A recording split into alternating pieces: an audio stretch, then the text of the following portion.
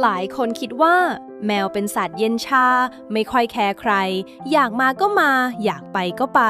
แต่จริงๆแล้วแมวเป็นสัตว์ที่มีความรู้สึกละเอียดอ่อนมากกว่าที่เราคิดนะคะบางครั้งสิ่งที่เจ้าของทำแบบไม่ตั้งใจอาจทำให้แมวรู้สึกกลัวเสียใจหรือเริ่มไม่ไว้ใจเราโดยที่เขาพูดออกมาไม่ได้เลยวันนี้เราจะพามาดู7สิ่งที่เจ้าของทำแล้วแมวเสียใจแต่แมวพูดไม่ได้ข้อแรกบังคับกอดบังคับอุ้มทั้งที่แมวไม่อยากอันนี้หลายคนทำเพราะรักจริงๆค่ะเห็นแมวน่ารักก็อยากกอดอยากอุ้มอยากหอมอยากฟาดให้หายมันเคี้ยวแต่สำหรับแมวบางตัวการถูกจับตัวโดยที่เขาไม่พร้อมมันไม่ได้รู้สึกเหมือนความรักเสมอไปบางตัวอาจรู้สึกเหมือนกำลังถูกคุกคามหรือรู้สึกว่าเขาควบคุมอะไรไม่ได้เลยแมวเป็นสัตว์ที่ให้ความสำคัญกับพื้นที่ส่วนตัวมากถ้าเขาไม่ได้เดินเข้ามาหาเราเองแต่จู่ๆเราไปอุ้มเขาขึ้นมาเขาอาจตกใจเครียดหรือเริ่มระแวงมือของเราได้ลองสังเกตดูนะคะถ้าแมวดิ้นหนีหางสะบัดแรงหูพับร้องเสียงแข็งหรือเอาเท้าดันเราออกนั่นไม่ได้แปลว่าเขาไม่รักเราเขาแค่กำลังบอกว่าตอนนี้หนูยังไม่พร้อมวิธีที่ดีกว่าคือให้แมวเป็นฝ่ายเข้าหาเราเองนั่งนิ่งๆยื่นมือให้เขาดมก่อนถ้าเขาเอาหน้ามาถูเดินมานั่งใกล้ๆหรือขึ้นตักเองนั่นแหละค่ะเขาอนุญาตให้เราเข้าใกล้แล้วข้อที่2ดุตะคอกหรือลงโทษเสียงดังเวลาที่แมวข่วนโซฟาทำของตกฉี่ผิดที่หรือทำอะไรที่เราไม่ชอบเจ้าของหลายคนอาจเผลอตะโกนใส่หรือรีบวิ่งเข้าไปดุทันทีในมุมของเราอาจคิดว่าเขาจะได้จำจะได้ไม่ทำอีกแต่ในมุมของแมวเขาอาจไม่ได้เข้าใจเลยว่าเขาผิดเรื่องอะไรเขาอาจจำได้แค่ว่า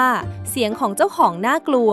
มือของเจ้าของน่ากลัวหรืออยู่ใกล้คนนี้แล้วไม่ปลอดภัย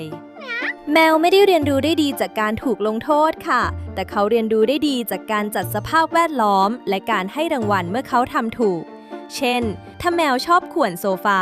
แทนที่จะดุอย่างเดียวลองหาที่ลับเล็บที่เขาชอบจริงๆวางไว้ใกล้จุดที่เขาชอบข่วนแล้วชมเขาหรือให้ขนมเล็กๆน้อยๆตอนเขาใช้ที่ลับเล็บเพราะหลายครั้งแมวไม่ได้ดื้อแมวแค่กำลังบอกเราว่าเขาต้องการอะไรบางอย่างเขาอาจเครียดอาจเบื่ออาจไม่ชอบระบะทรายหรืออาจไม่มีที่ระบายพลังงาน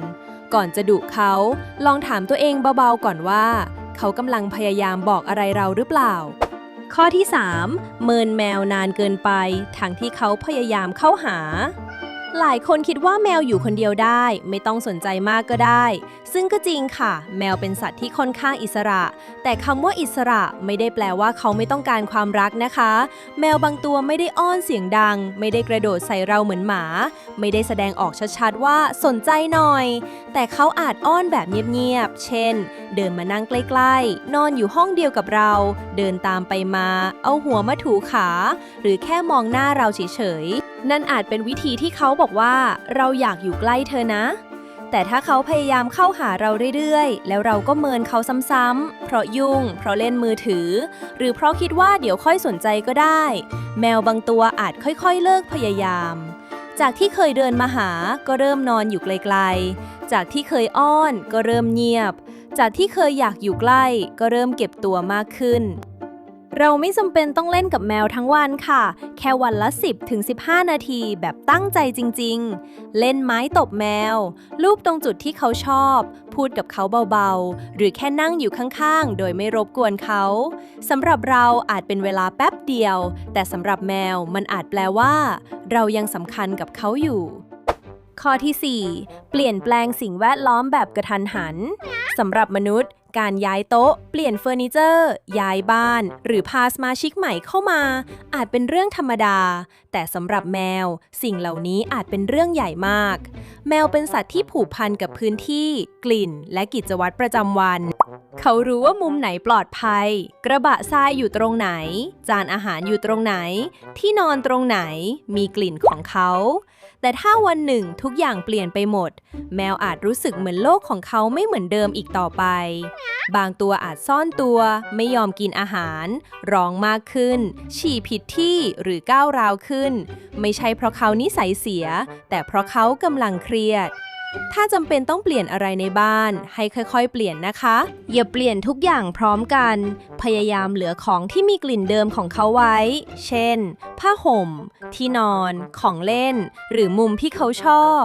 และที่สำคัญให้เขามีพื้นที่ปลอดภัย เป็นมุมเงียบๆที่ไม่มีใครไปรบกวน เพราะบางครั้งแค่มีมุมเล็กๆที่ยังเป็นของเขา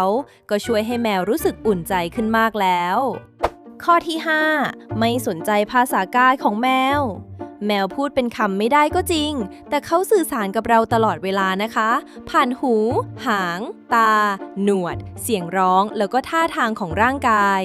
ถ้าแมวหางสะบัดแรงๆเขาอาจเริ่มรำคาญถ้าหูเริ่มพับไปด้านหลังเขาอาจเริ่มไม่สบายใจ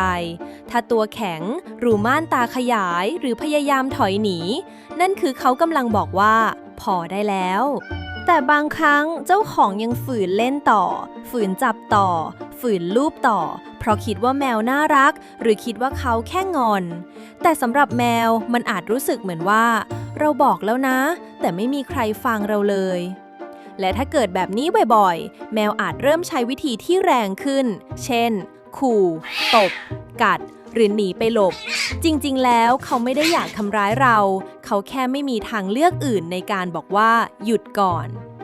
การรักแมวไม่ใช่แค่การให้อาหารซื้อของเล่นหรือเรียกเขาว่าลูกแต่คือการฟังภาษาที่เขาใช้พูดกับเรา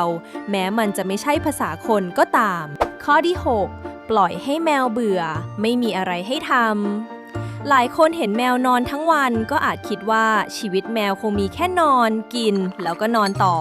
แต่จริงๆแล้วแมวไม่ได้เป็นแค่ก้อนขนนุ่มๆที่ชอบนอนนะคะ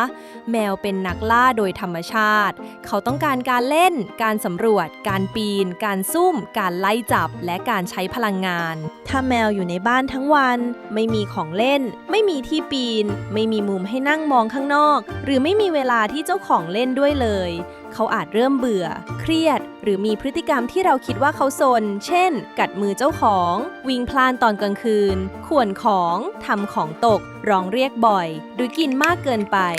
บางครั้งเขาไม่ได้ดื้อเขาแค่มีพลังงานสะสมแต่ไม่รู้จะเอาไปใช้ตรงไหนลองเล่นกับแมววันละ2 รอบละประมาณ10 นาทีใช้ไม้ตกแมวลูกบอลของเล่นที่ขยับได้หรือของเล่นที่ทำให้เขาได้ไล่ล่าแล้วถ้าทำได้